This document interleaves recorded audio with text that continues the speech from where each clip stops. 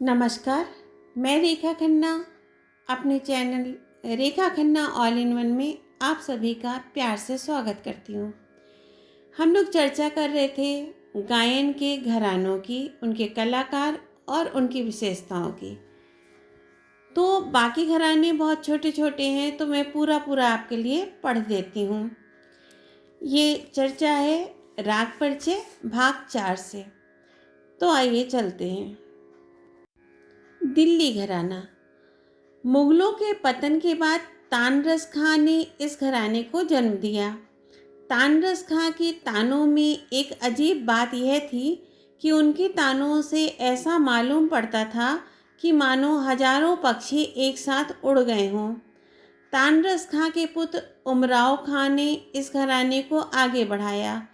पटियाला घराने के प्रसिद्ध उस्ताद अलैया और फतेह अली खां ने तानरस खां से शिक्षा पाई थी।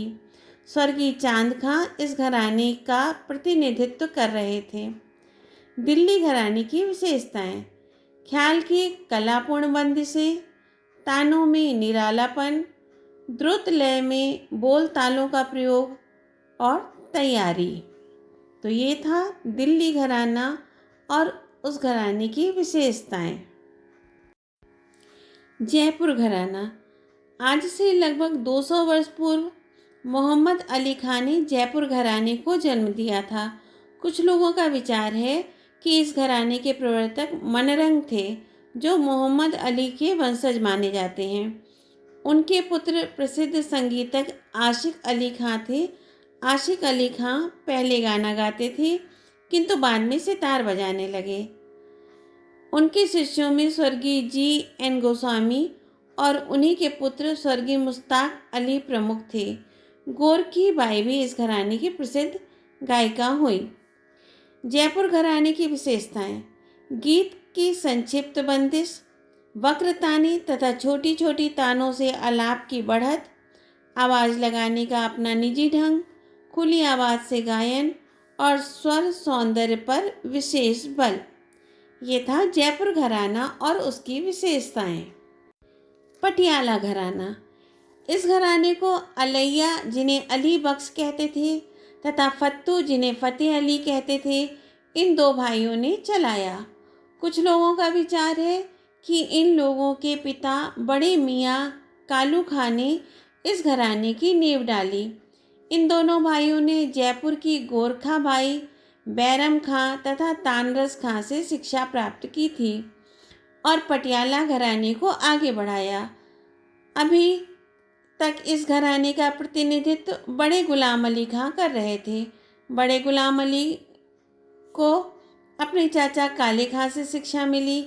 बड़े गुलाम अली खां के पिता अली बख्श और चाचा काले खां को बड़े मियाँ कालू खां से शिक्षा प्राप्त हुई। काले खां को फतेह अली द्वारा भी शिक्षा मिली। बड़े गुलाम अली की मृत्यु 23 अप्रैल 1968 को हुई। उनके पुत्र मुनव्वर अली, जो इस घराने का प्रतिनिधित्व कर रहे थे, उनकी भी मृत्यु हो गई है।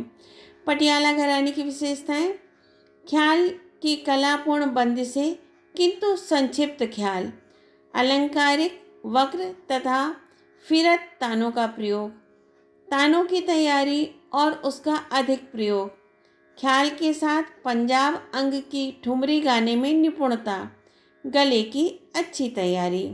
ये था पटियाला घराना और उसकी विशेषताएं। अल्लादिया खां का घराना। अल्लादिया खां ने अपनी स्वतंत्र गायन शैली द्वारा एक नवीन घराना चलाया। उन्होंने जहांगीर खां से संगीत शिक्षा प्राप्त की थी, जिन्होंने अपने पिता ख्वाजा अहमद से संगीत सीखा था। ख्वाजा अहमद ने मानतोल खां से शिक्षा ग्रहण की थी।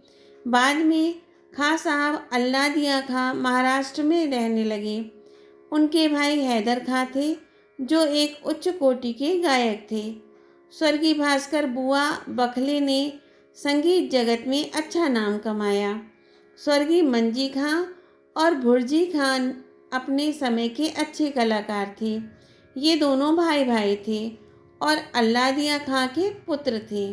मंजी खां का पूरा नाम लदरुद्दीन खां और भुर्जी खां का पूरा नाम समरुद्दीन खां था।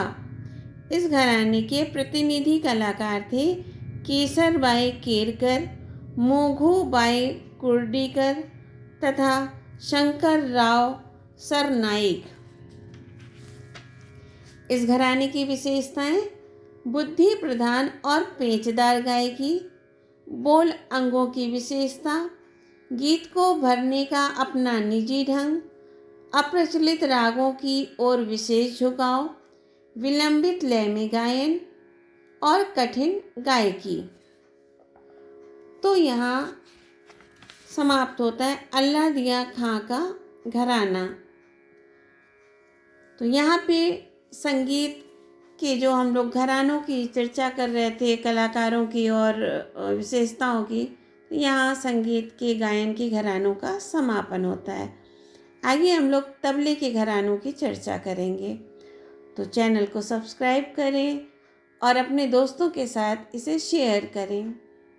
Thank you. बाय।